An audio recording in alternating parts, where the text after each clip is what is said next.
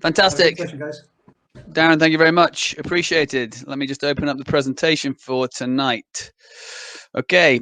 Hopefully everybody can see that and hear me. Is that the case? Give me a thumbs up or give me a quick yes on the chat just so I can see that. Yep, perfect. We're off and running. All right. So as Darren said, we are on part 3 of 5. So to use a bit of a movie analogy, we've just taken down Apollo Creed, and now tonight we're faced with Clubber Lang. And if you don't know what I'm talking about, then you probably need to go and watch those movies ASAP. But tonight's theme is going to be takeoff efficiency. And we're going to rattle through some slides for the first kind of 45 minutes or so, and then we'll have some Q&A at the end. So without further ado, the importance of the takeoff essentially can't be understated. I just pulled out from some of the literature some quotes from different renowned coaches. Steve Rippon, the takeoff is everything. That which precedes it determines its success, and that which follows is determined by its successful execution. Peter McGinnis, renowned US biomechanist, the takeoff is the most important phase of the vault. Volta's actions during this phase greatly affect his or her actions in subsequent phases and ultimately the height achieved. And then finally, Alex Parnov, who's coached 3 male vaulters over 6 meters. The most important technical aspect in pole vaulting is the transfer of energy produced from the horizontal velocity into the pole.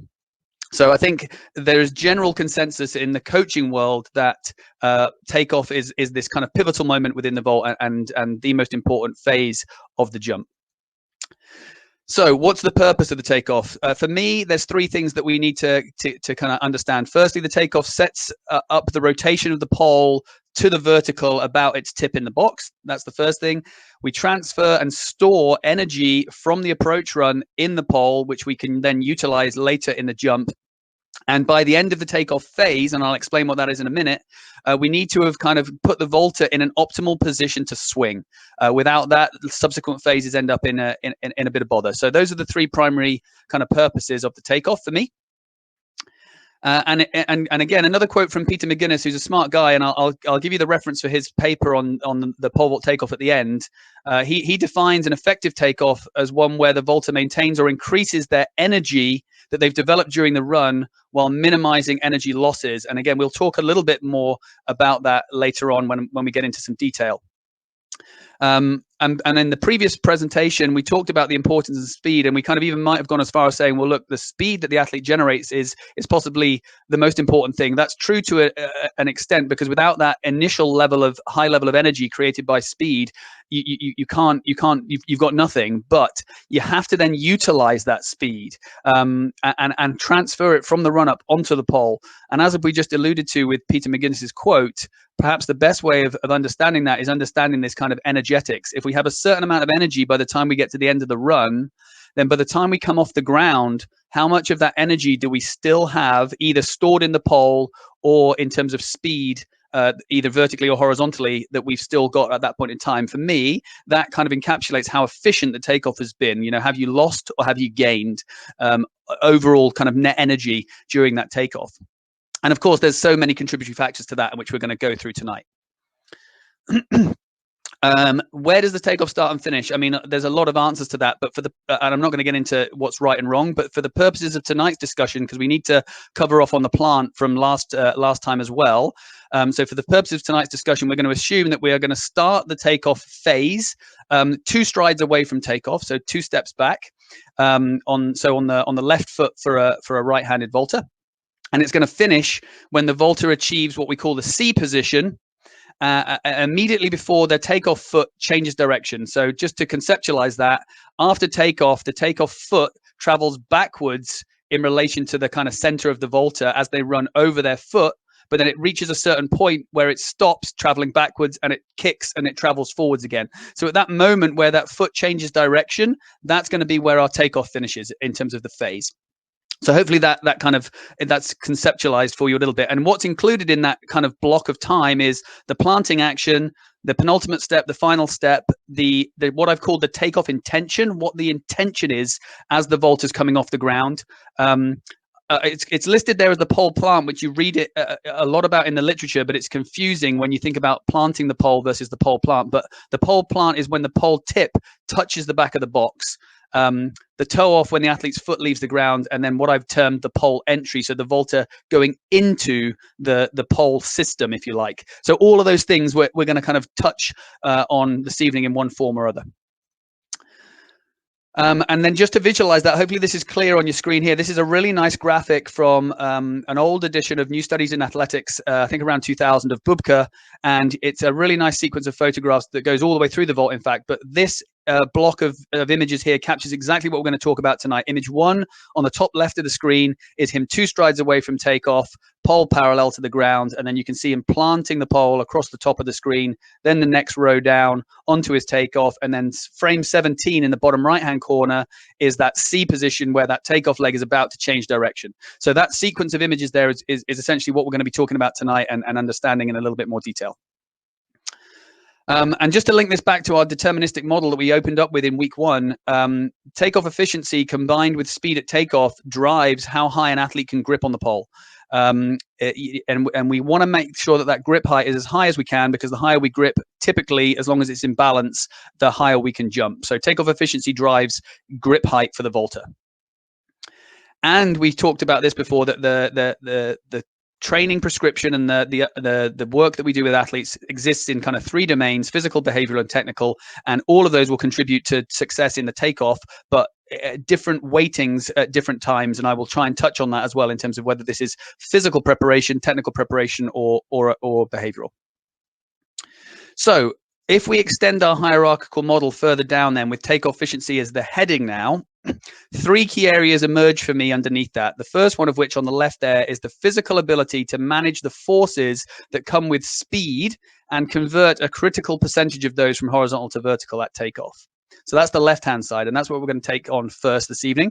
Then in the middle, the technical abilities to execute an efficient takeoff action with the pole. And then the right-hand side, the ability to obtain the correct body postures and in the correct horizontal position at takeoff with the pole. So those are going to be our 3 key themes that we're going to go through sequentially. And then the detail that sits underneath that, I'm really pleased that when you read some of the work by Tom Tellez, who's one of the greatest US coaches of all time across all events, when he talks about factors that influence height in the pole vault, he talks about takeoff velocity, angle of takeoff, height of center of gravity, kinetic energy, and the arm position and foot placement at takeoff. And it's amazing that all of those things are related to the takeoff, and all of those things are going to be things that we talk about tonight. So I think there's just a lot of common sense in an understanding that this is key. So let's start off then. Left-hand side, physical ability to manage forces. So this is existing very much in the physical domain. And I'm not going to go into crazy amounts of detail, but we are going to touch on each of these 3 things. So I'm not going to talk about that now. Let's crack on and get started. But before we do, just understand that all of the training methods that I'm going to talk about in terms of developing some of these things exist on this curve that we touched on initially last week, this force velocity curve, where different training exercises have different requirements in terms of the forces needed and the velocities needed. And we need to manipulate our position on that curve depending on what our objective and our outcome is. But the first area is single leg eccentric load capacity. We jump off of one leg in the pole vault, and what happens is when that foot initially touches down, there's going to be a lot of downwards force that is kind of pulling the athlete down towards the track, and the athlete has to be able to resist that initially. They have to be able to resist that gravitational pull down towards the track, and therefore they have to have eccentric strength within 3 primary kind of joint muscle groups. So the hip extensors or the glutes, the knee extensors or the quads, and the ankle extensors and the calves. And on top of that, they have to have a really stable trunk to be able to kind of deal with the transmission of forces through the system of the body. So how do we develop eccentric tolerances across those 3 joints? Well, the first thing is in the weight room with senior athletes, we can start to look at eccentric strength development. The catches on Olympic lifts, if you're doing power, I should clarify, if you're doing power cleans, power snatches, that sort of stuff, the catch position is a really nice eccentric kind of load because you're resisting that downward force of the weight, and also lots of double leg, single leg kind of squatting variations, lunging variations with an eccentric focus in the weight room with senior athletes. But also A really nice method that can be used, I mean, I use it with senior athletes, but you can use it with much younger athletes as well, is landings. So in the kind of plyometric or multiple jumps kind of domain, lots of double leg, lots of single leg landings, catching and resisting that downward kind of direction of force and stopping that yielding effect is a really nice way to train that kind of eccentric capacity. The second area was to use the stretch shortening cycle, which hopefully most people are familiar with. I don't want to go into too much detail around it, but essentially we have a really unique opportunity to use the advantageous elastic muscle properties within our body when we have very, very short kind of contraction times or ground contact times. And again, it's the same 3 muscle groups, the same 3 joints that we're talking about here. But the methodology of using the stretch shortening cycle, it changes a little bit from eccentric loading. So we can use the weight room, but typically because you need very, very short contraction times, very, very short ground contacts, you're typically using no load in the weight room, and you're perhaps using kind of combinations of some weight room activity combined with some jumping activities or some explosive activities as a kind of primer or an activation, and then using that sort of stuff. So, but there is opportunity to develop this in the weight room. Perhaps more so though in the plyometric domain, but again, using short ground contact times. If you're on the ground for too long, you don't end up using a stretch shortening cycle. So it has to be very short ground contact time plyometrics, which would start off with youngsters with rudimentary activities, little reactive jumps, and then obviously moves on to more significant plyometric activity in the horizontal direction for senior athletes. Actually, it could be in the vertical direction, but again, just having to make sure that the ground contact times are fairly low. But things like skipping, bounding, scissoring, hopping, bunny jumps, hurdle jumps, all that sort of stuff. And then the third one, which is great for this, is sprinting, because your ground contact time is so short. And you saw from Asafa Powell's video last week when we were looking at sprinting, that kind of stiffness and that ground contact where he was just bouncing along the track. That's exactly what we're talking about here, that kind of ability to use that stretch reflex when we hit the ground.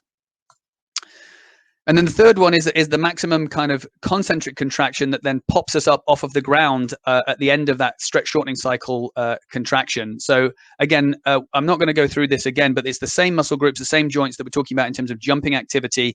And now we need an explosive coordinated contraction of all those muscle kind of chains. But perhaps most importantly is that any work that we do in this physical prep domain has to be high force, low time, and in a correct direction, which we'll talk about later on tonight in terms of what the direction of the pole vault takeoff should look like. But the methodologies around this, again, is those plyometric activities, particularly horizontally now, skipping, scissoring, bounding, those sorts of things. Get technical excellence first with younger athletes and low amplitudes, and then obviously that sets the foundations for doing this at a higher intensity later on. Long jump and triple, and it probably should say, and triple jump takeoffs there. So working on that kind of takeoff idea without a pole to begin with, and then introducing the pole later on, as long as the way that the jump is being executed mimics what we're trying to create in the vault. We can use the weight room, step up variations, single leg squat variations, and I really like using throwing activities. So things like, especially with a dynamic entry, actually, things like 1 hop squat drive horizontal, 1 hop overhead backs, 1 hop between the leg forwards. One, because it's really safe. Like youngsters can do it with a light med ball. It teaches really good kind of concepts, but also it gives a really explosive concentric contraction as you come out of those movements. And it also links into a little bit the other areas, that eccentric and stretch shortening cycle response, if it's used with a dynamic entry. So some really nice ideas around training methodology there for creating all the physical requirements that we need for a jump takeoff. Although I'm sure Darren could do a whole presentation on that with his background and experience. So a quick summary there. What are we trying to do as vault coaches in terms of this physical prep for jumping? For me, it's all about creating a stiff takeoff limb and trunk stability that goes with that doesn't yield or doesn't dissipate any energy when the takeoff foot hits the ground. We want to keep that energy in the system and not having it leaking out because we've over compressed or kind of shortened too much on that takeoff contact. We're trying to add energy if we can, so we need to give that ability to add energy through the takeoff. And we want to be able to make sure that we can do that in the right direction. There's no point in just kind of running flat into the pole or popping up at takeoff. We've got to make sure we understand the direction of force application through the takeoff. And again, that we will discuss in a little while. That was block one. We're on fire. We're rolling here. So second one is very much the technical domain, and it's around the last two steps of the approach run and this kind of entry into the pole, which I kind of talked about in the introduction. But I'm also going to talk about the plant here as well, because we left that out from last week's session about the approach run. So we're going to touch on the plant as well in this kind of section. Which, if we refer back to our technical model that we're trying to use in the UK, it's these two ones that I've kind of circled in yellow here. So the plant and takeoff section, and then the takeoff through to the C position section. That's kind of what we're going to be talking about now from a technical perspective. So as I've just alluded to, in terms of how to take off correctly, for me, three things: one, a correct plant; two, the correct execution of the final two steps on the approach run; and three, the intent with which the athlete is coming off of those last two steps and entering into the pole. So that's going to be our thrust. So let's start with the plant, and a couple of quotes here around the purpose of the plant. What are we trying to achieve with it? So Tellez talks about moving the pole from its carrying position to one that creates the largest angle possible between the vaulter's top hand and the back of the box. And we'll talk about pole angle at takeoff later on.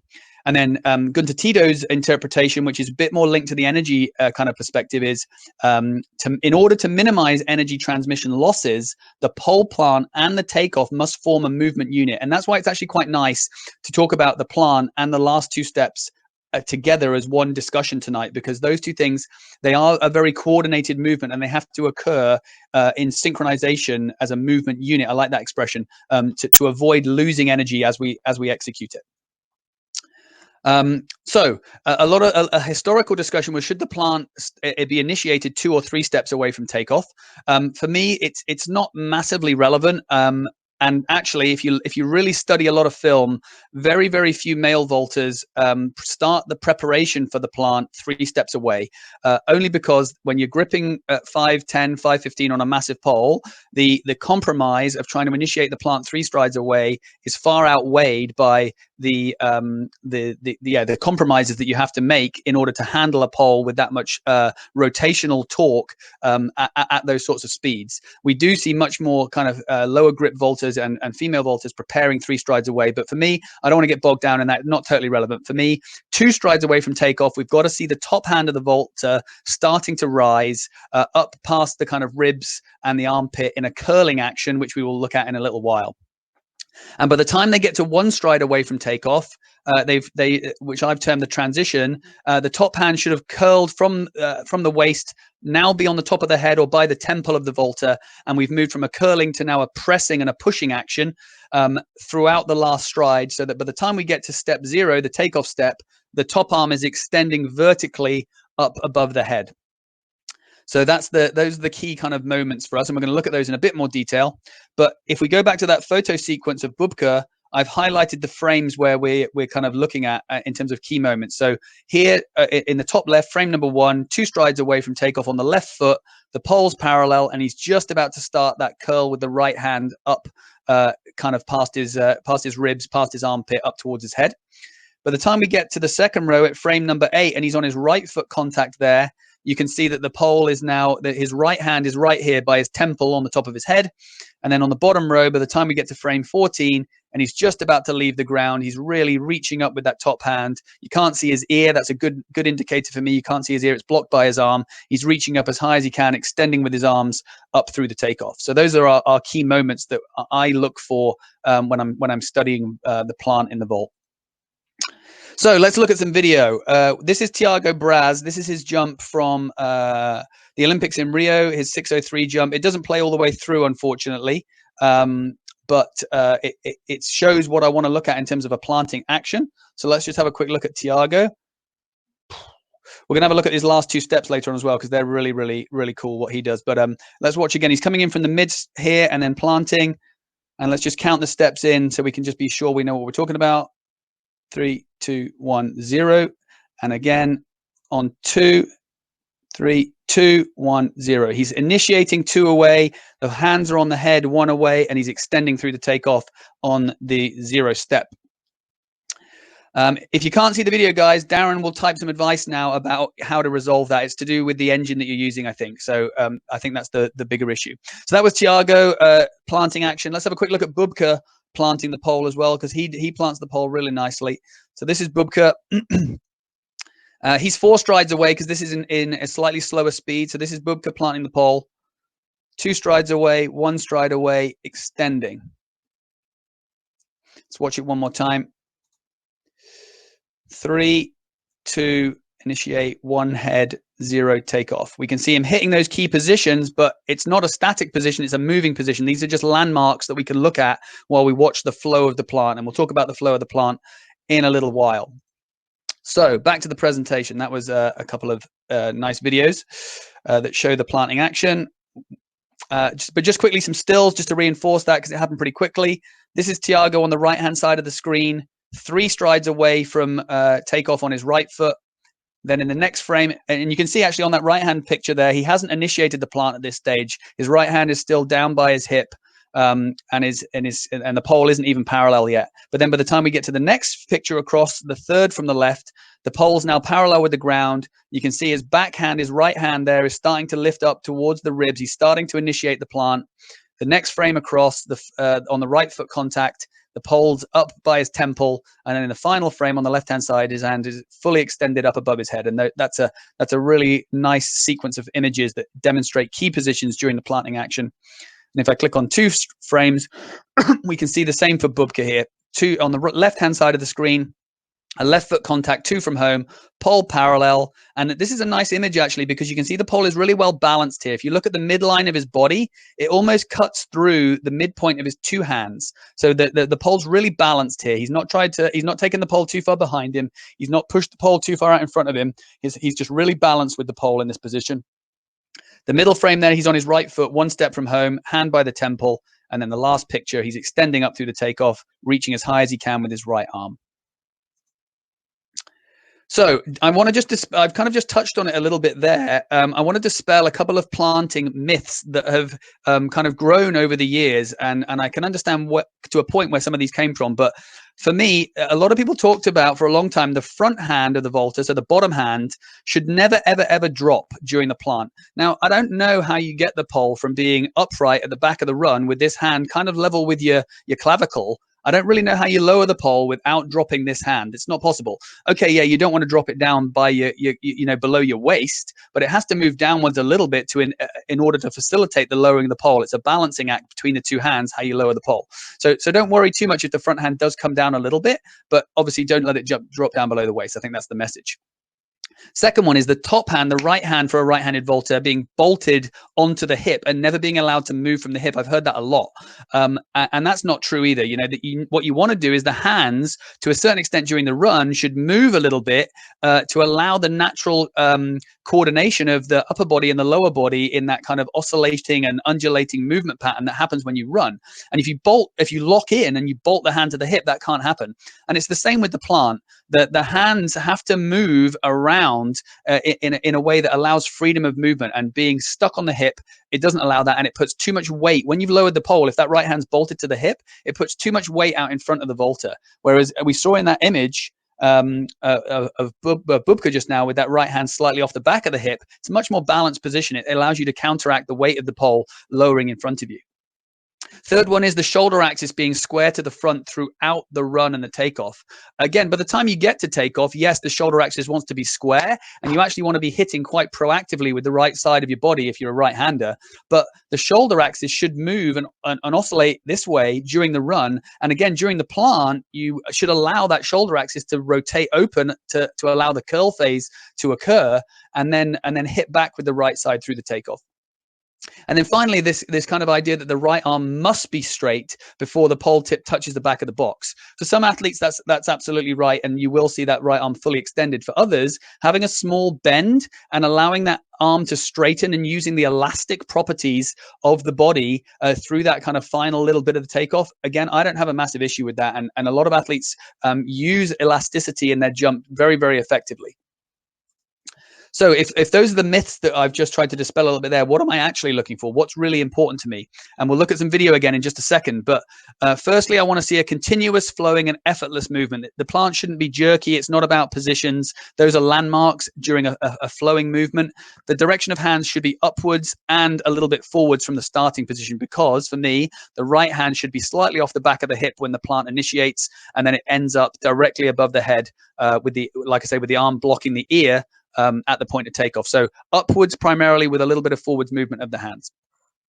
As I've just alluded to, it should integrate with the natural running movements and add value to the intention of the last two strides. And that is allowing the planting action to add energy to the intent with the last two steps. And if you're too rigid and you're too fixed with hands in certain positions and square to the front, you can't use that natural movement of the body in the right way. However, the plant should not compromise the athlete's postures in any way. So two key things is, one, the pelvic posture and the lower part of the trunk should not get compromised in terms of particularly tilting forwards during the plant, which can happen if the pole is too low too soon, and you're resisting that weight and you kind of lose your pelvis. And similarly, often linked to that is then leaning backwards and losing the upright inclination of the trunk. You don't want to be backing off away from the takeoff. You want to be keeping the shoulders forwards stacked on top of the hips as you come through the takeoff. And then the last one, we want to make sure that the plant facilitates the center of mass of the athlete and pole system combined being as high as possible at the end of the planting action. So we want to elevate things. So we've got a rising profile through the last two steps as we get towards the end of the takeoff, so that that center of mass is as high as possible going into the pole. And I'll talk about why that might be towards the end of the presentation tonight. Video time. Let's have a look at a couple of vaulters who plant really, really, really well. We've already looked at Thiago and Bubka in terms of those landmarks, but let's look at Jelena to start with, because Jelena plants really smoothly. So this is Jelena jumping 485. Oh my goodness. So smooth, really just effortless, continuous flowing. This is a 485 bar in Russia.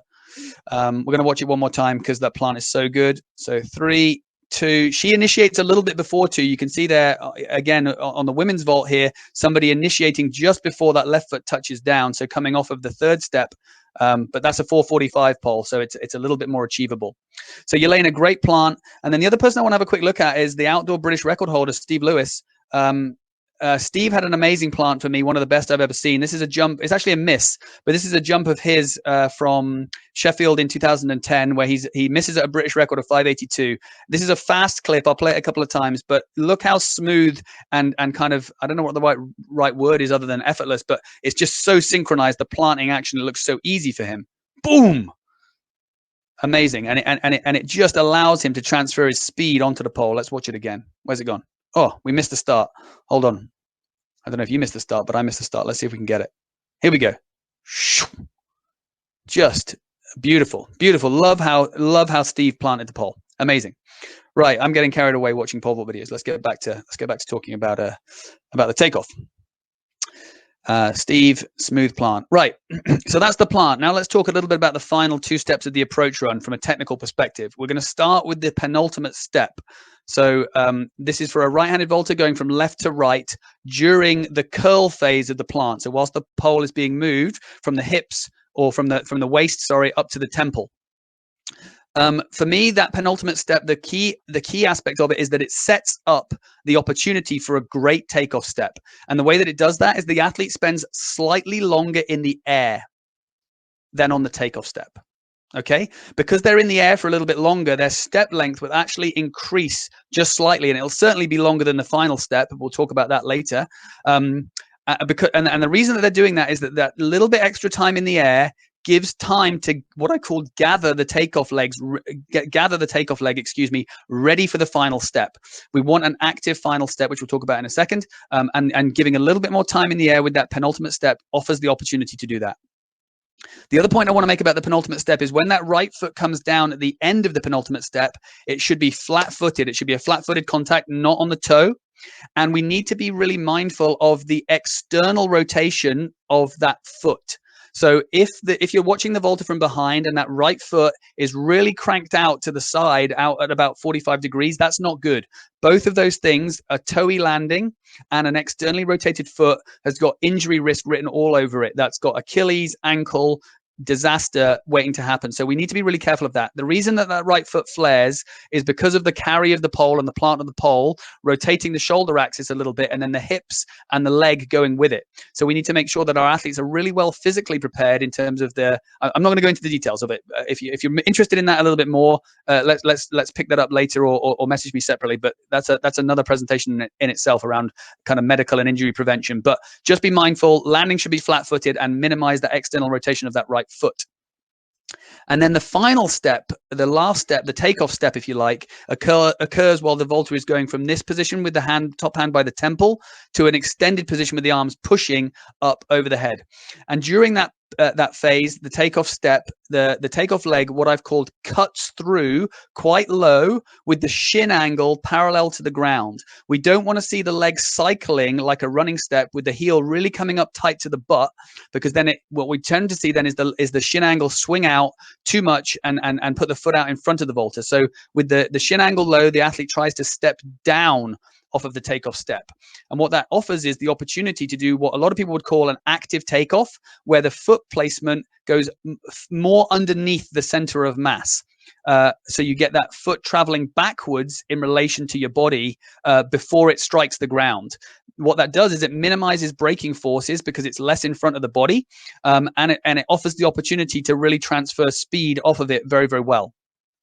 Again, from an injury prevention perspective, the takeoff foot should land flat-footed. It shouldn't be a toe first contact. Again, that's high risk in terms of injury with the speeds and the tolerances that we're talking about. Couple of videos then that show some of the things that I've just talked about. The first one I'm going to show you is of Jen Scher, who is the world indoor record holder on the women's side. So this is video number 5. Here we go. This is Jen. This is her a 480 jump, I think, from Albuquerque. But I just want you to watch her final 2 foot contacts, her right foot contact and her left foot contact at the end of the run. This one and this one. So she's flat on the penultimate, and she's even heel first on the takeoff, which again I'm cool with. I think that's absolutely fine. We're going to watch it again so you can see it again. The vault's great, of course, but just watch those last 2 foot contacts. Flat, rolling through from heel to toe on that takeoff contact. Really good in terms of athlete health, and actually I think has some performance benefits as well. Okay, so that's Jen. Now, I said we were going to revisit Tiago, and I wasn't lying, because this is amazing. He is doing this better than anybody else in the world right now. When he's at his best, he's doing this better than anybody else in the world right now, in my opinion. So this is Tiago from 6 strides out. And he is going to execute the last 2 strides with a little bit of hang time on that penultimate step, and then an amazing cut step into takeoff. So we'll watch it at a couple of different speeds. Okay, hopefully you saw that. We'll play it one more time. Watch the last 2. Here it comes. Okay, let's watch it at a slower speed, because you'll be able to see it a little bit more easily. That was at half speed. This is at quarter speed. Watch the last 2 steps coming up shortly. Here we go. And floats. And then active off the last step, that cut step, unbelievable. And then I'll slow it down even more. So this is at 10% normal speed. So this gives you so much time to see it. 5, 4, 3, 2. Here it comes. He floats, he gathers, and then boom, he runs off of that final foot contact and transfers into the pole. Now, a lot of people, when they first watch that, they actually think that his last step is longer than his penultimate, but it's not. There's something about it visually that makes you think that. But if you look at the markings on the track and you measure up his stride length, his penultimate step is 2 meters 30 long-ish, and his final step is 2 meters long. So he's reducing his step length on that last stride by about 30 centimeters compared to the penultimate step, about 87% of the step length from the final stride compared to the penultimate, which we will talk a little bit more about later. But in terms of how to set up a takeoff for pole vault, for me as a coach, and this is just my opinion, that is how you do it. That is how I would love all the people that I'm working with to try and aspire to execute the takeoff. It gives you a rising profile through the takeoff. It gives you a safe way of jumping off the ground without risk of injury, and it gives you a really positive horizontal velocity translation from the run up into the pole, because you're minimizing the braking forces that are taking place. Tiago Braz. Right. How are we doing for time? We've been 35 minutes. I'm over halfway. It's a good sign. Darren's going to kill me. Okay.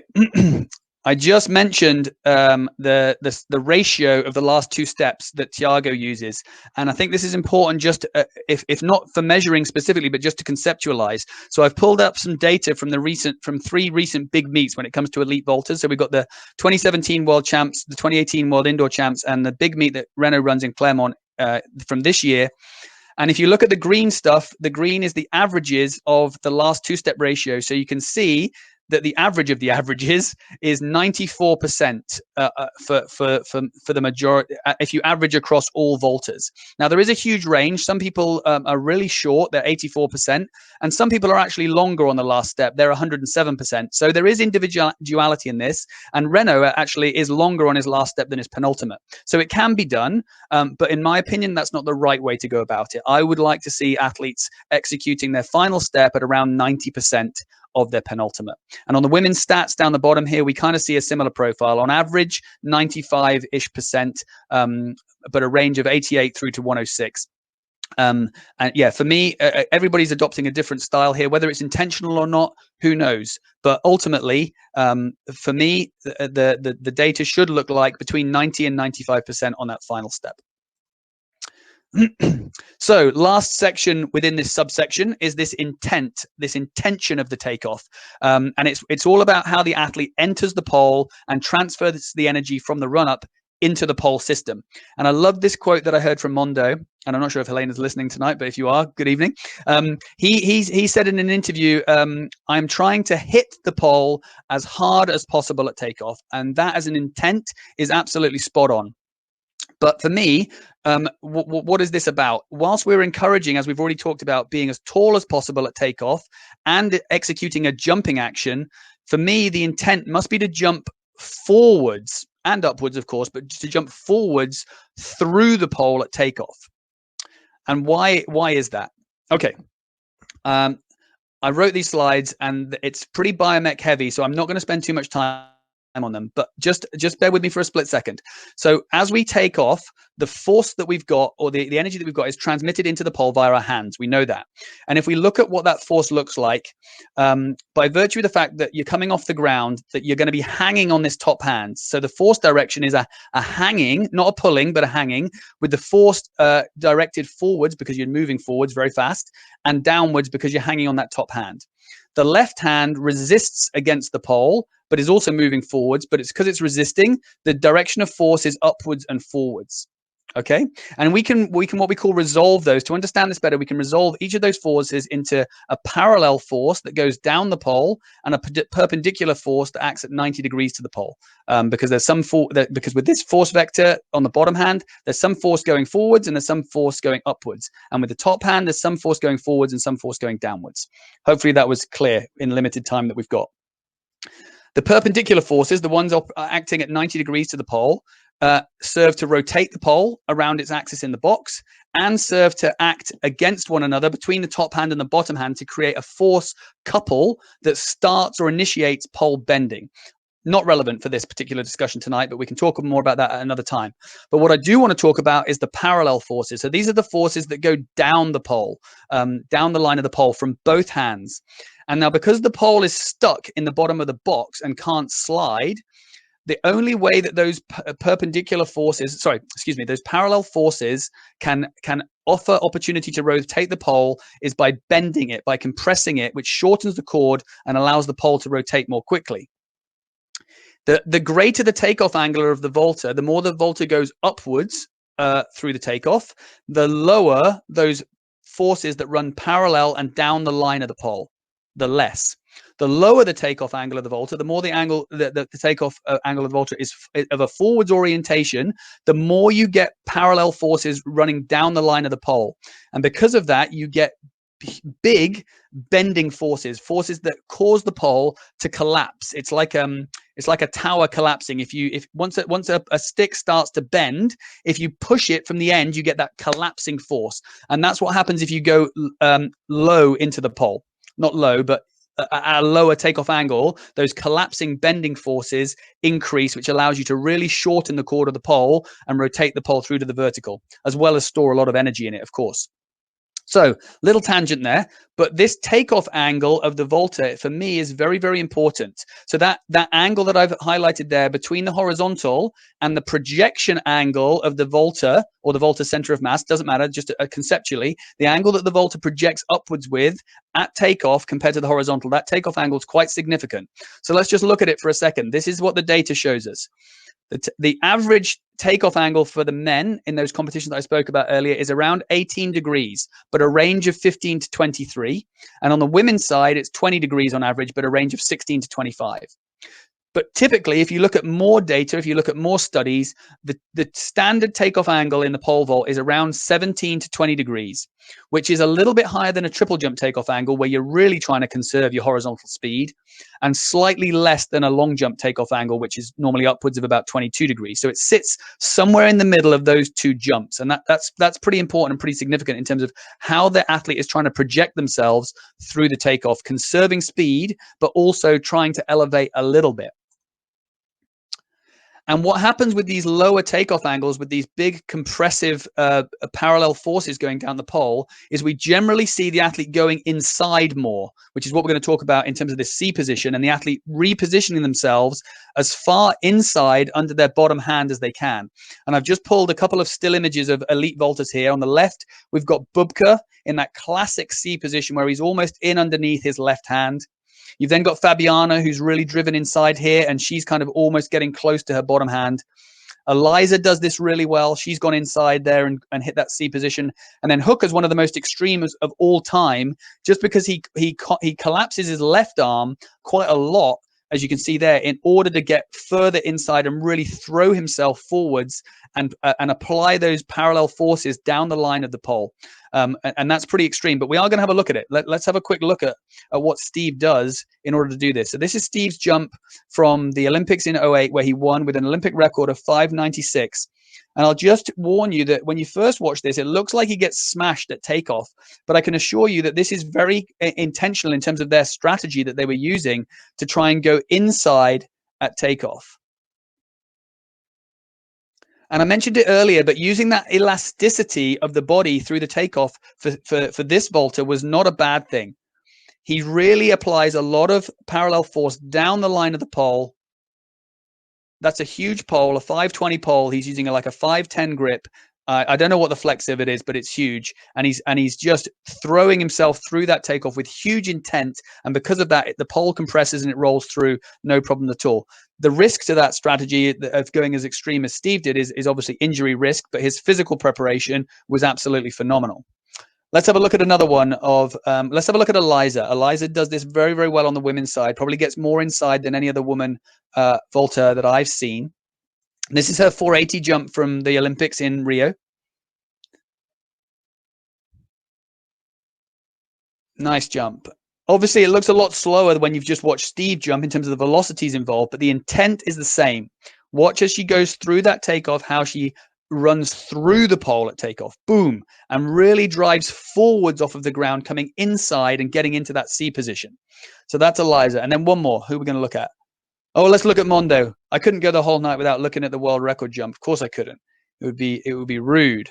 So let's just look at, watched it last week, but this is Mondo's world record again. And there's so much good stuff going on here, but watch as he goes through the takeoff.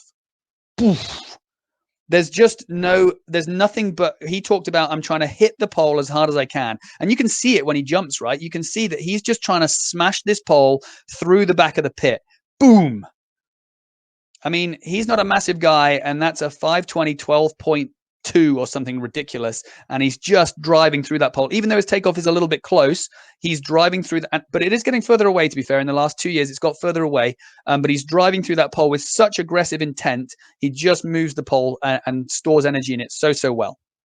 Anyway, I've got carried away again watching pole vault videos, so let's get back to the presentation. We're almost there. Give me a few minutes, Darren. I'm going to get this over the line. Okay, so why is this entry to the pole important? Okay, firstly, we know we need to be as tall as possible, but the direction of travel should be forwards. And I just want to make the point about cueing for athletes needs to be individual athlete specific here.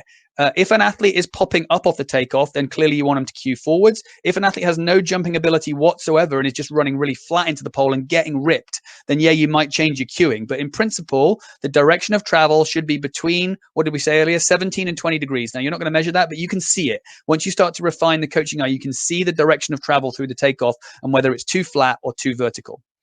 And the other point about the intent is, and I like using the cue for vaulters, try and throw yourself at the pole at takeoff. Try and make yourself a projectile, because if you consider an elite male vaulter is probably around 80 kilos and coming in at 9.5 meters per second, when you do the momentum equation on that, that's so much momentum. If you use it in the right way, you can crush poles and turn over big grips by that intent through the takeoff.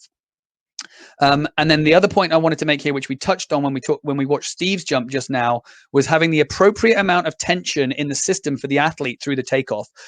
Some people are really effective at using their elastic properties, firstly, to dissipate the force of the takeoff. If people are too rigid, it's boom, it's such a hit when the pole hits the back of the box. You need some elasticity to dissipate that impact at takeoff. But also you need that elasticity to create optimal conditions for swinging later in the jump. So yes, you want to have intention, but it's got to be tension. You've got to have intention. But the amount of tension that you have in the body has got to be appropriate to get that right balance between, I don't want to be all floppy and just let the pole smash me, but I don't want to have so much tension that I'm rigid and stiff. I've got to have elastic movement. Whew. Last section, and this is quite short, so we're going to get through it in 5 minutes. So we're talking about body postures and integrity of those positions, height of takeoff and maximizing ground to pole angle, and then the takeoff foot position in relation to the back of the box and the top hand. So let's just talk about those three things very quickly. The postures that I'm interested in with athletes during the takeoff phase as a whole, before the pole connects with the back of the box, we want to see the hip axis high, minimal compression, which we talked about earlier, and a rising profile. The pelvis held in that neutral position, not tilted forwards. The trunk braced with minimal lumbar spine extension. That's a big red flag for me, an injury risk. And the arms extending overhead. So most of that we've talked about. And then after connection, after the pole hits the back of the box, we want to see the extension coming from thoracic spine, so the upper back extending, and shoulders flexing and opening in this direction. That's shoulder flexion over the top of the head there. We want to see that not coming from the lumbar spine. Okay, it comes from further up in the system to create a nice smooth, when we do this in front of the camera, a nice smooth C position rather than a C position that hinges in the lower back. So those postures through the takeoff for me are really important for performance and injury management. The height at takeoff is really important. This is from Hayes' work, and he talks about 4 critical heights. But that H1, that height at takeoff, is super important. Why? Because if you've already got that center of mass really high, 1, you don't have to lift it as high in the swing phase. And 2, what's my second point? What is my second point about why the center of mass height has to be high? This is embarrassing. Of course, the higher center of mass is, the higher the pole to ground angle is as you come off the ground. And because of that, you've got less degrees to rotate the pole to get it to the vertical. And I know this is an old photo, a black and white photo, but Tarasov was a genius at this. He managed to extend so much upwards through the takeoff. He's still traveling forwards. His direction of travel is still forwards, but his extension at takeoff is unbelievable. Upright trunk, arms fully extended, takeoff leg fully extended. So his hip axis is super high, and his non-takeoff leg driven upwards. You can see there. So his center of mass is so high going into the system. Absolutely first rate in terms of that takeoff position. What do we want to do about that as coaches? Well, you can try and coach tall athletes. That helps a lot. But ultimately, with any athlete you're coaching, you're trying to optimize their body position, get that takeoff foot underneath them and not in front of them, because that's going to cause them to compress and sink. Give them a really efficient planting action, which we talked about earlier, and then give them that long, short, rising profile through the last 2 steps that we saw with Tiago, because that gives you that rising hip height through the takeoff. So we've touched on all of that in terms of maximizing takeoff height. Now, pole angle at takeoff, which I alluded to just then, you can see how I've depicted it here on this particular image. You've got the horizontal along the bottom, and then I've drawn a tangent line up the line of the pole here, and that degrees in there, that's the pole angle at takeoff. Now, elite vaulters that have got great physical characteristics, great techniques, they can make the pole rotate to the vertical, even with that degree, that pole angle at takeoff being around 25 to 30 degrees, most around 30 degrees. Renault is down at 25 because he's a short guy. He's just mastered a way of rotating a pole from 25 degrees to the vertical because of his speed, because of the direction of his takeoff, because of that massive amount of parallel forces going down the pole that gives him a huge pole bend and a huge compression on the pole that allows it to bend and rotate to the vertical. He's a genius at that. But most people are around 30 degrees. Now, development vaulters can't get that because they won't be able to get the pole to the vertical. But ultimately, the taller you are, the more you can grip relative to the same angle in terms of that pole angle at takeoff. So we're trying to create height at takeoff in order to maximize that pole angle. And then if we can do that, we can grip higher as long as we can still rotate the pole to the vertical with our takeoff efficiency. Takeoff position, this gets talked about a lot. This is the last little bit. The takeoff distances from the back of the box is something that we all talk about as coaches. For elite men, the average from a lot of championships here, I've looked back through kind of 6 or 7 major champs here, the average takeoff distance for a male is around 415. But you can see a huge range here from 370 out to 446 in terms of the averages. And even within that, you've got huge ranges. If I look back up to Berlin, Renault was taking off at about 465. That's massive. And then in London in 2017, I can't think who it was. Somebody was in at 356. That's the same takeoff distance as most women take off. Now, individual coaches have individual philosophies on that, but for me, well, I'll talk about what I believe just to wrap this up at the end. Let me just show you a bit more data. In terms of being under or out on the takeoff, which is the right-hand side of this table, the average is that most elite male vaulters are about 12 centimeters under, which isn't loads. And if you think about, oh, hold on, I'm not going to say that just yet. But again, we see these huge ranges. Some people are up to 40 centimeters under, and some people are nearly 20 centimeters out. And what that means is if you drew a vertical line from their top hand down at the point of takeoff, is their foot inside or outside of that particular kind of plumb line down from the top hand at the point that the pole connects with the back of the box? And the average is that most men are a little bit like 10 centimeters underneath. On the women's side, it's not massively dissimilar in terms of the amount that they're under. You can see the average is that they're about 8 centimeters under, with a range of between kind of inside about 35 to about 15 centimeters outside. And in terms of what those actual distances are, the average for the women is around 355, but again, with a big range from about 325 out to 375. And some individual scores, there's in London, there was somebody at 307, which is really close. And then in Birmingham World Indoors, Sidorova was out at 395, which is just massive. So there are individualities in this that have to be considered. But for me, in terms of my philosophy, and I think this is kind of the last slide or two now, I consider it more of a takeoff zone. There's not a takeoff point. There's a zone which we're shooting for. To make it a point is just way too, it's impossible for one, and it's way too specific. If you're too close in relation to that zone, for me, we lose energy and we get ourselves into poor postures. Now, there is some research out there that would refute that, and some coaches out there that would definitely refute that, but that's my opinion. If you're too far away, from what I've seen, you generally end up with insufficient speed to connect correctly with the pole and roll it through, and you end up dropping on the pole, and it sags and the pole comes up short and you can't time up with the jump. So for me, optimal is if you drop that plumb line down, is at the point that the pole connects. For me, the athlete needs to have passed mid-stance during that final foot contact. So it's not so much necessarily about the position. It's just when the foot contact's down, if they've done it correctly, the heel will go down. They'll roll through the middle of the foot so the foot's flat on the track, and then they'll roll up and they'll come off with their toe. Now, once you've got through the mid-stance where the center of mass of the athlete passes over the base of support, once you've gone past that point, then you want to connect with the pole because your energy is going through the takeoff into the pole. And anything past that point up to about toe off, that's the zone for me. That's the sweet spot. And typically, if you run that down, it's where the foot is underneath the top hand in terms of that vertical plumb line. But don't obsess about that. Just look at where the connection point is in terms of the ground contact. That's it. I'm done. I'm going to shut up. We're going to ask some questions, but this is just a quick reference list and a couple of the really amazing pieces of literature that I read kind of long time ago, but recapped as part of this presentation was the paper by Gunter Tito, which is quite biomech heavy. It's quite full on, super smart cat. But yeah, so he have a read of that if you get the chance. And then the mechanics of the pole vault takeoff is also biomech heavy, but written in a way that is really readable to coaches, in my opinion. So yeah, have a read of that as well. That's enough for this evening in terms of this presentation. Let's have some questions. I know we've not got long, but hopefully you can stay on past an hour and we can kind of get into this for the next 15, 20 minutes.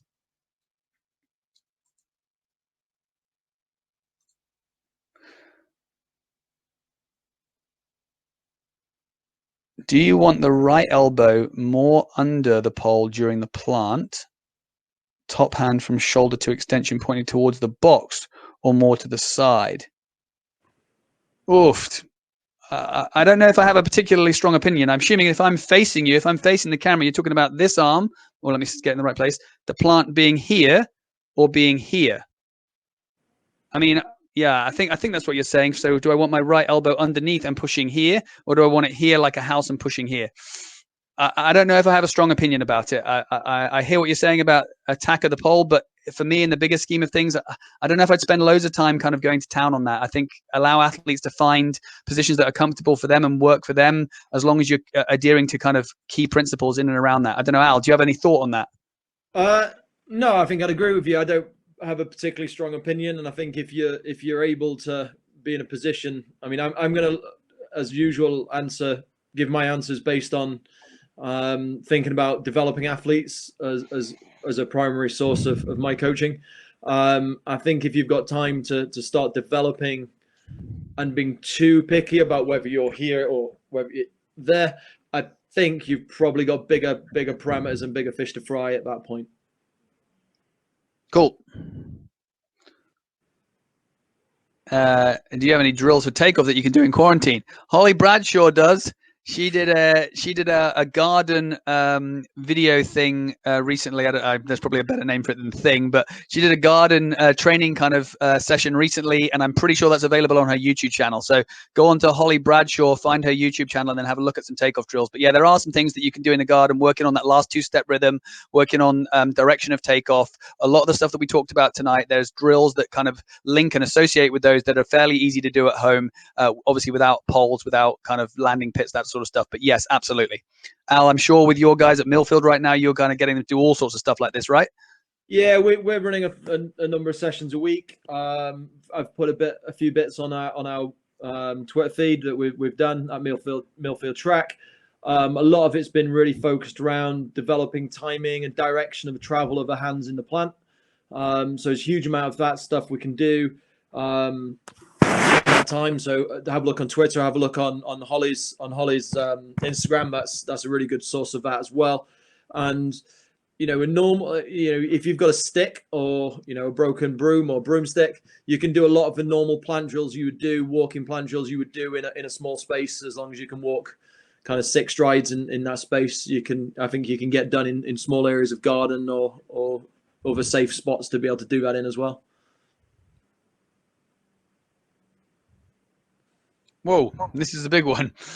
Fantastic presentation. Thank you. Do you think Mondo bouncing the pole tip off the track before his team in an advantage code of the vaulters? I can see it happen, but I'm not worried about resisting all the rotation. Okay, we kind of touched off on this a little bit last week when we talked with Mondo's mum. Personally, I wouldn't advocate it. I think teaching it is impossible, and I think the risks of the pole bouncing off the runway and missing the box are way too high. I said that Mondo's coordination that he's kind of acquired, having pole vaulted even though he's only 20 for the last kind of 17 years, allows him to do that. And I think, without speaking out of place and putting words in people's mouths, I think he probably learned to do that as a result of vaulting at a very young age with very limited strength qualities and not being able to hold the pole up as he planted it, and so he just slid it into the box. But absolutely no way would I advocate the use of that as a technique for teaching people. I wouldn't even know where to start with teaching that in a safe and appropriate way. So I think dropping the pole into the box and letting it slide down the ramp into the bottom of the box is a way safer and a way better method. Al, I don't know if you had anything to add there, but I think that probably I speak for both of us on that one, right? Yeah, I think absolutely. I think with development level athletes, primary responsibility is about their safety, number one. And I think you've got too much to go wrong there as well. I think we're all aware that Mondo is an incredibly talented athlete with an incredible technical gift. And he's figured out a way that works for him. And the fact that no other vaulter in the world's probably top 50 of all time have done that, or that I've seen, or certainly not successfully, tells us that it's not a solution for many people to be able to find and put into their vault. So I would stay away from it, and I certainly wouldn't teach it to young vaulters. Yeah, and just to round out on that, I also don't think it's like a revolutionary thing, right? I don't think it's like Dick Fosbury introducing the Fosbury flop. I don't think that dropping the pole on the track is going to revolutionize the event. I don't see how it offers him a massive advantage. You can drop the pole into the box without resisting the weight of the pole with a kind of relatively free pole drop as easily as you can by doing it and then dropping it onto the track, right? So I don't see the significant mechanical advantage of doing that, but I do see a significant risk if your coordination in terms of the pressure you're applying with your two hands doesn't allow you to keep the pole in the bottom of the box.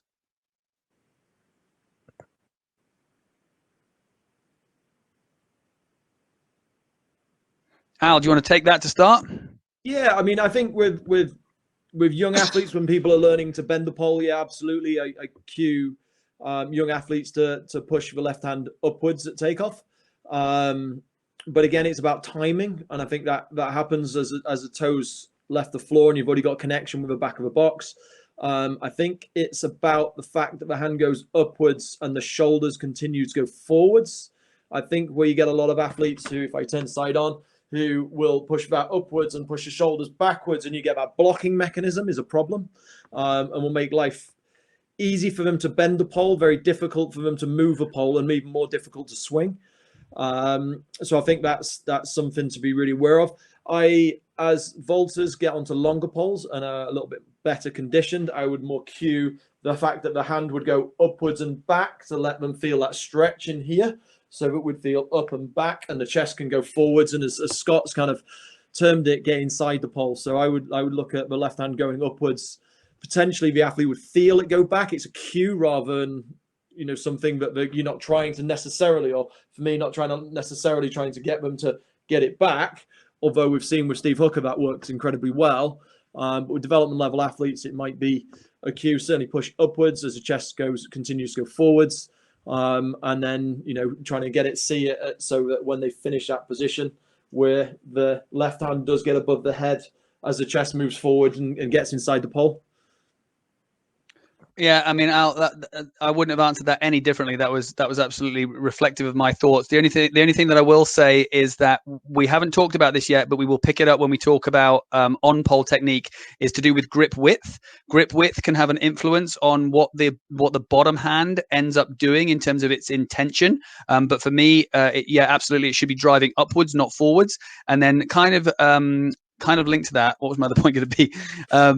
With younger vaulters, because their grip height is so much lower, because they don't have some of the skills of elites, their pole angle at takeoff is actually quite high, and because of that, that relationship between the two hands is very different than with a low pole angle of about 30 degrees that the elites have. It's far easier for an elite to get their hands parallel or even past parallel with the ground through that takeoff, because they're bending a pole that's already at a much shallower angle. It's hard for novices, especially when they're jumping from short run, when the pole angle is so steep at takeoff, to find that kind of relationship between the two hands, unless they have a very, very narrow grip or they actually allow the bottom arm to flex a bit. But I'm not going to go to town too much on that. Let's pick that up offline if you want to know a bit more about my thoughts on that. Oh, what's happened? Well, a question came and then it went. Oh, here we go. Good question. Al, you take it to start with, mate. Well, I think Scott, for me, answered the first one. So if takeoff foot is well in front of your center of mass, you're asking for trouble. It's got injury risk and it's going to cause a blocking mechanism, which is going to cause you to decelerate and not transfer as much energy into the pole. How do you get your development athletes to accelerate into the box? I think it's a number of factors. I think number one is a really well-structured approach run that we talked about last week. Number two is having the pole in the appropriate place to start the plant. Number 3 has been technically proficient through the planting action. I always cue through those last 2 steps, the hands moving upwards and forwards through that mechanism. And I think if they're doing that, the energy is going forward. So it's helping them to have that feeling of acceleration. We know when we look at biomech data, they give up a little bit of horizontal velocity in that time anyway. So it's not necessarily real acceleration, but the feeling of acceleration for them through those last 2 steps. So for me, it's about feeling and cueing everything going upwards and forwards with the hands and the pole. How do we do it? It's a combination of really good technical proficiency. I think the correct pole selection and grip height selection with young athletes is really important. I think it's more likely that people who overgrip or jump on too stiffer pole are more likely to slow down and try and block out of fear. I think people who are jumping on the right pole and grip are much more likely to run and accelerate off the takeoff because there's no fear to do that. And then the choice. So then once you've got the right pole and grip, jumping with stands on 80 for me with development level athletes is massive because it always makes sure they land safely. It's making sure they're trying to go above and beyond the bar. So again, it's another mechanism for them to think, right, the bar's all the way over there, but I'm going to run and accelerate to get there.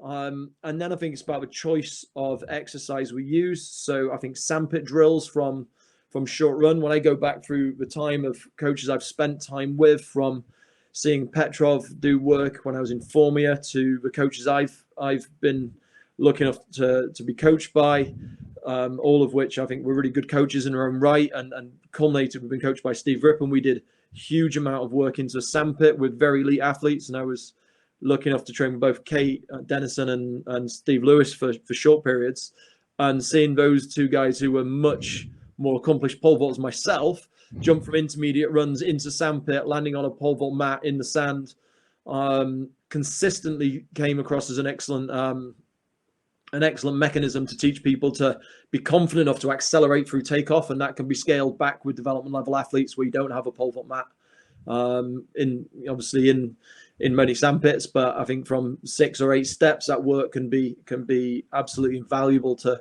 do that. And then when you transfer it back to the pole vault area, being able to make sure again that your pole selection is correct, your grip selection is correct, and you're putting people in a position where they're super confident to accelerate through the takeoff. And you only need to raise the grips and the poles at the right moment, at the right time, both in their long-term development, but also in their season as well. I don't have anything to add, mate. I thought that was awesome. The only thing I would say is actually not to do with the question that just got asked, but actually on something that Alan said. And this takes me back to, I think it was probably my very first day of uni.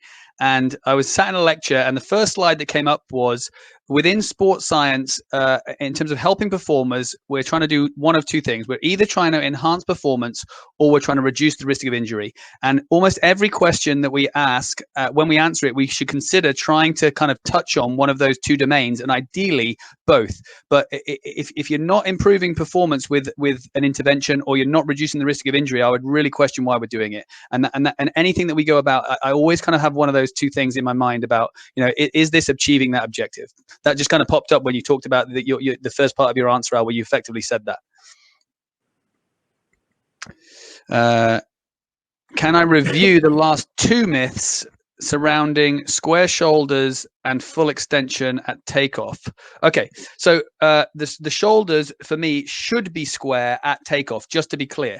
And in fact, I would, even though you probably can't get the right side in front of the left as a right-handed vaulter, the intent should be to try and hit the pole with the right side of the body, because as soon as the pole hits the back of the box, you're going to take a hit through that top arm, and it's going to try and extend you this way and rotate you this way. So if you can be proactive in that space, and it's kind of like a collision, if you're trying to hit into a collision, then I think it gives you a definite advantage.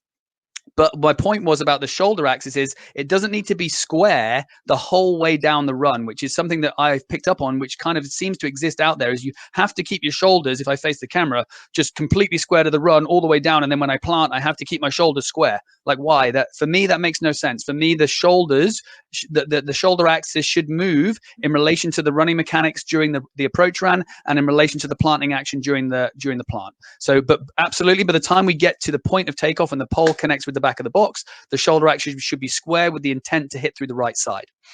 The extension one that I talked about was everybody, or no, not everybody, but there is an obsession with getting the top arm completely straight before the pole tip hits the back of the box.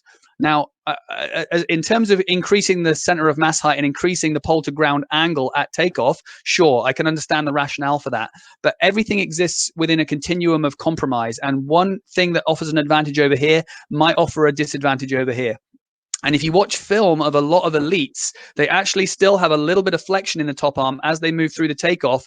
And then they use that elasticity of the arms and the shoulders through the takeoff to help absorb the forces of the pole hitting the back of the box and move into a more favorable position for swinging. So my point was, I don't think it's an absolute must. I don't think the top arm has to be straight before the pole tip hits the back of the box. That's my clarification in terms of reviewing those kind of 2 points. Al, did you want to add anything to that? Or, I mean, like I said, not everybody agrees with that, but that's my spin on things. But Al, if you have a different view, then throw it in there, mate. I got to say, I do agree. I think that the first of the two, with people trying to be completely square at takeoff, I think actually what that creates as well is it creates, and I see this a lot, it creates a lot of athletes who try and carry a pole as a consequence in front of a body. So almost carry the pole in with a right hand, stand up a little bit, right hand in front of the hip. Now, that has two big consequences. One is it compromises running mechanics because we can't run effectively at the back end of a run. Two, it actually shifts the center of mass of the pole and vaulter forwards. So the pole's going to feel much heavier to a vaulter being out in front because the lever's further away. And then what you tend to get when people plant the pole, you tend to get this very quickly to try and counterbalance. The shoulders will lean back during the plant. And then you're going to add a lot more braking forces as well. So I think the first one's really, really important to kind of debunk that myth and the consequences of a pole carriage as well. And like Scott talked about last time, just about where the pole should be carried. And then just encourage anybody to go back and listen to that one if you weren't able to join that one, because I think that one's really key. Cool. Maybe a couple more questions. See how we're going. Can you elaborate on some big no-nos you see with youth at takeoff that might compromise long-term optimal progression? Love the question. Al, I'm going to let you take that first, but that's a belter of a question. Some big no-nos. I think the biggest one that I see then, continually compromise their development would be taking too big a grip or too stiff a pole, and then the focus been on bending the pole rather than moving the pole. So a blocked left arm, so a really stiff left arm that's going to push horizontally. So we're going to push out in front rather than pushing the pole upwards, as we talked about earlier. I think that's a big issue for me because you can get quite good short-term results from bending big poles and gripping high. You can get good short-term results, but it's going to have a massive long-term compromise because one, your takeoff's not going to be as effective when you really do need to grip high to become as in adult vaulting, and then also when you actually have to learn to swing and you're going to start to have a requirement to push significantly above your top hand, that's going to have a massive negative effect. I think what's really interesting, listening to Scott this evening, is I think what we as developmental level coaches have to be aware of. One, we have to be aware of what the long-term progression is and what we're trying to coach people towards, and then put the building blocks in place for that. So there are some compromises. There are some things that people can't physically do without the strength qualities that we need to develop over time. So the big no-nos for me are making short-term compromises for early and quick results. I think that if we stick to a really good quality conditioning program that's starting to underpin the basis of the things Scott talked about earlier, then I think we're going to be in a good place. So, Scott talked about the fact that we need to be able to absorb force, have good eccentric strength. If we're teaching young athletes to be able to do that, and we don't have a gym equipment, but we do have a capacity to do multi jumps, we're starting to put those things in place. I think you can get a position where the program gets out of balance, so too much physical or too much technical, and you're not developing all those qualities in place. I think is a big issue as well. It's probably a bit wider than youth at takeoff, but I think that's a big issue, that the technical and physical development needs to go hand in hand and be balanced across that period of time. And I often look for a program to be 30% based on run up and the factors that affect the run up, 30% to be based on conditioning, 30% to be based on technical factors. I think if you've got 90% physical and 10% technical, or vice versa, then you're going to come into some issues. For me, the biggest one at takeoff is that blocking mechanism, which often then results itself in a takeoff that's too close and too far under, which is really difficult to get people out of that habit as they get older. And the other one is those striving to kind of create a free takeoff or a pre-jump, as people might term it, and not quite understanding the concept of that, taking off too far away and then not being able to connect with a pole effectively. And then that affects their ability to move a pole, also puts them at risk of landing short when they take off too far out and have no connection, but also then affects their ability to swing effectively and connect with a pole and have that kind of harmony between the vaulter and the pole working in unison as well. I mean, Al pulled out two great ones there, but I mean, this is a big one, right? And I think Al kind of alluded to it there. That I think coaches throughout the pathway, if you like, so coaches that introduce athletes to the event, coaches that develop athletes within the event in club structures, in school structures, in university structures, so on and so forth.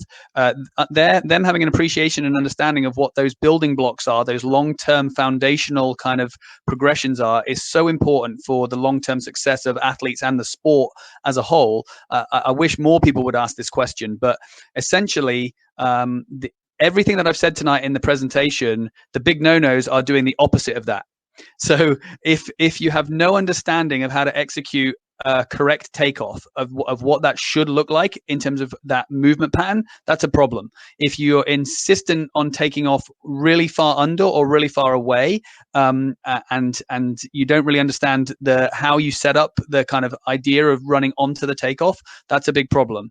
As Al said, if your obsession is bending the pole rather than trying to rotate the pole and move inside the pole, that's a big problem. Like there's loads. You could pretty much pick the opposite of every kind of positive that I've said tonight and say you do not want to kind of have that in situ. But it is a great question, and I've actually put together a document that I did send to Al a couple of weeks ago about long-term athlete development for pole vault, and what if we could choose the foundations that would be in place for an athlete by the time they reach 18 in the pole vault, what would that actually look like?